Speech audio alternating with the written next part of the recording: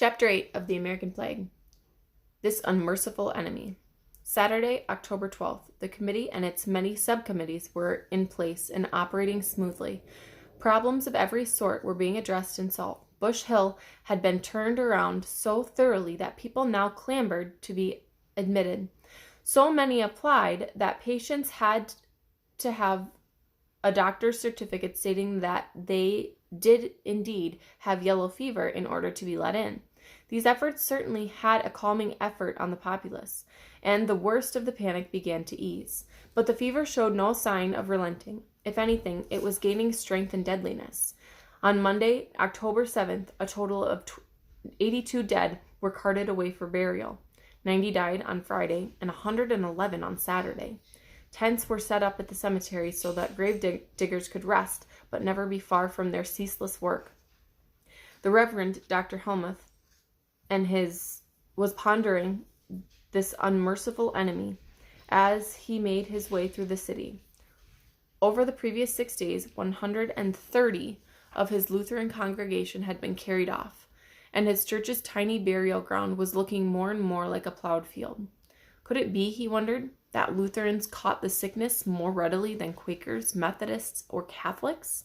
His Lutheran colleagues, the Reverend John Smith, had the fever, and his parish gravedigger and the gravedigger's mother had already succumbed. All of this calamity surrounded Helmuth, but he stayed in the city and made daily door-to-door visits, cautiously walking deserted streets and abandoned alleyways with a trembling heart. House after house was decorated by a tiny red flag, the sign that the yellow fever had invaded it. Block after block was empty and still. Those few Philadelphians he encountered shunned him, just as they had shunned the black nurses, gravediggers, carters of the dead, doctors, bloodletters, and anyone who worked at or even visited Bush Hill. Nighttime was worse. Without the hired lamplighters, most of the city's 662 whale oil street lamps remained unlit. The surrounding areas cast into a gloomy darkness. Such a deep silence reigned in the city after 9 o'clock, Helmuth wrote.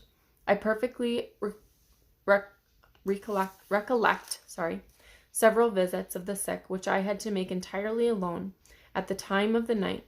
Horses shut out to the right and left, deserted by their inhabitants, or containing persons struggling in death at the very time, or whose former inhabitants were all dead already.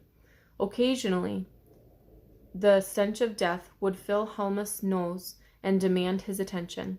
On one block of narrow apple tree alley, he counted 40 dead. Most often the minister was attracted by the pitiful shrieks and calls of the sick in the final stages of the disease. Such distress upset and frightened him, but it also strengthened his conviction that Philadelphia had brought to all on itself. After such a merry, sinful summer, he mused, by the just judgment of God, a most mournful autumn followed.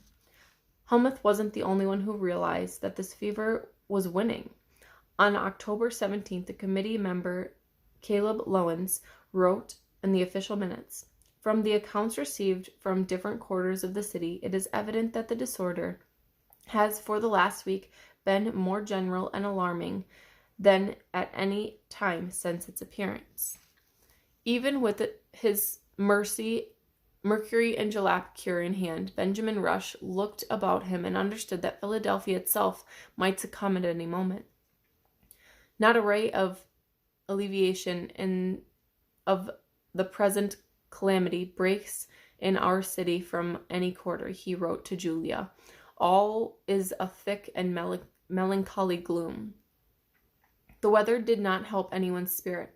After rain fell on September 9th, a warm, daily dry spell followed, lasting over a month. Many people looked for rain, the committee member John Bordley noted, which they believed would be fatal to the infection. Others looked only for mere cold, whether attained by rain or not, because histories of this fever assured them that cold had always been fatal to the infection. Rain finally fell on October 12th, and then again on the 15th. A steady shower Philadelphians hoped would clean the air of fatal odors and wash away the foul, disease-causing matter in the street. Benjamin Rush felt the rain on his face and rejoiced. The appearance of the rain was like a dove with an olive branch in its mouth. Yet 111 died on October 12th and 103 the next day. Clearly, the mysterious killing force was still in Philadelphia, still working its way into households despite every precaution, still infecting at an alarming rate. One man named Collins had lost his entire family, his wife, his 2 daughters, his son's wife and child. Early in the plague, he married again, and his new wife promptly died. Finally, at the height of the fever, his will to survive gave out. Mr. Collins caught the fever, and a few days later he joined the rest of his family members in a crowded potter's field. More than just the fever was preying on those left in Philadelphia. The crime rate went up, and there was rioting. Few first-hand accounts make mention of the law-breaking and violence. Apothecary shops were broken into and medicines stolen. Food was taken from the few farmers' wagons to appear in town. The committee decided to ignore the problem, at least on the public record, and concentrate instead on keeping people alive. Benjamin Rush mentions the disruptions in a few brief references, but provides no details. The Treasury clerk, Joshua Dawson, did note the fine doings on the river, easy means of smuggling, and most likely little precaution taken to prevent it. Outsiders already looked upon Philadelphia as a blighted area. Why these Philadelphia citizens probably decided smudge the city's reputation even further and possibly drive away future business, with detailed written accounts of looting and violence. One thing they did mention was the grasping hand of the landlords. Tenants made jobless by the fever ran out of rent money and were turned out of their homes. Even famous and beloved citizens felt the landlord's bite. One day Benjamin Rush returned home to discover his landlord, the annoyed owner of Bush Hill, William Hamilton, had raised his rent and was demanding 3 months' payment in advance. The committee could not stop the evictions, but they did attempt to assist renters with small cash advances. These handouts were not meant to provide long-term assistance, but rather to see the individual or family through the week ahead. In a few instances, the charity only lined the pockets of the greedy. One landlord told the committee that her tenants needed immediate financial help in order to survive and was granted the money requested. After pocketing the money for herself, she seized the tenants' clothing and put everyone out on the streets anyways. October seemed to have brought out the very worst in the fever and in many of Philadelphia's citizens. It was during these terrible days that Benjamin Rush once again began to feel weak and feverish. Yellow fever had invaded his body for a second time, and despite his own insistence that his cure needed to be administered at the first signs of fever, he did not have himself bled or purged. He left no explanation for shunning his cure. Perhaps he felt his illness was mild in comparison to the first experience. Perhaps one encounter with this cure was enough. Whatever the reason, Rush tried to ignore his condition and carried on his medical practice as best he could, visiting patients for morning and night.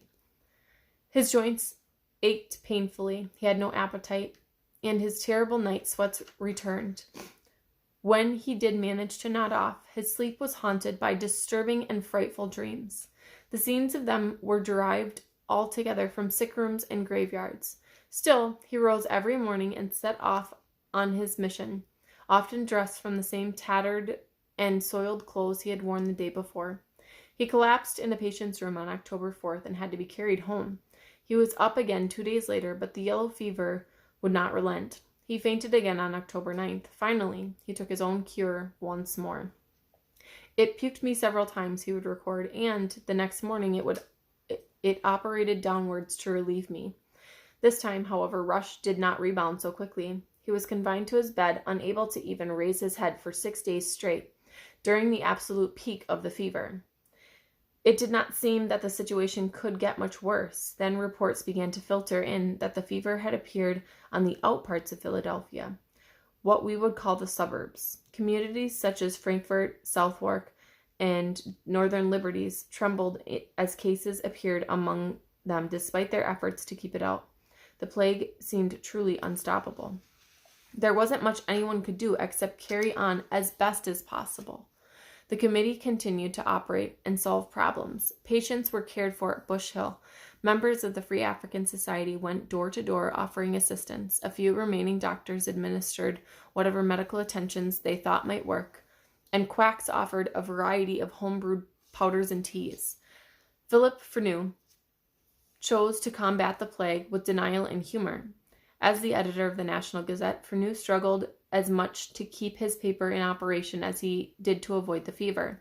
Because supplies had become so scarce after week 2 of the plague, Freneau had a hard time finding paper. Instead, he used the unusual 4 to 8 pages. He was often forced to publish a single sheet. His National Gazette was also short on fever news. It avoided publishing most obituaries, never mentioned the rise in crime, and was vague about the spread of the disease.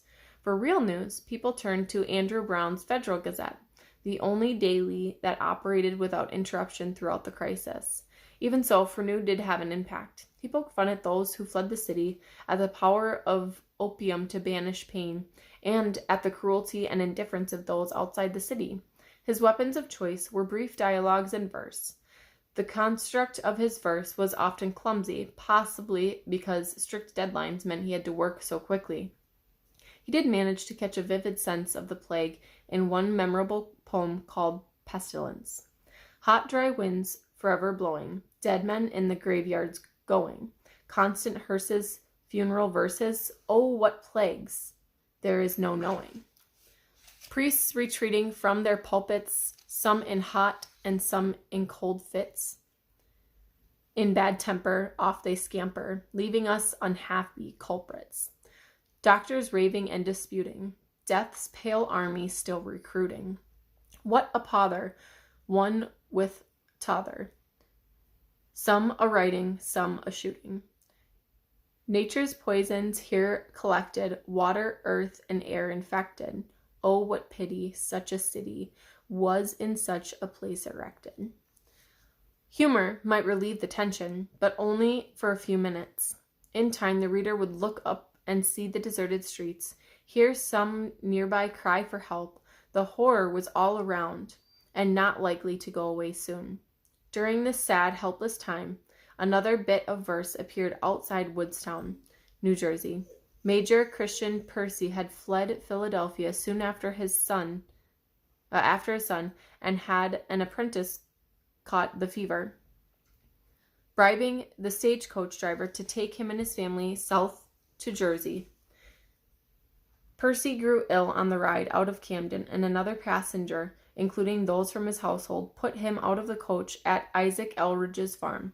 Elridge would not allow the sick man in his house, but he did let Percy stay in the abandoned log cabin in the woods. There Percy died and was buried without ceremony. Where he had fallen, later his family had a headstone put in place that bore this warning verse. Stay, passengers, see where I lie. As you are now, so once was I. As I am now, so you shall be. Prepare for death and follow me. That is the end of chapter 8.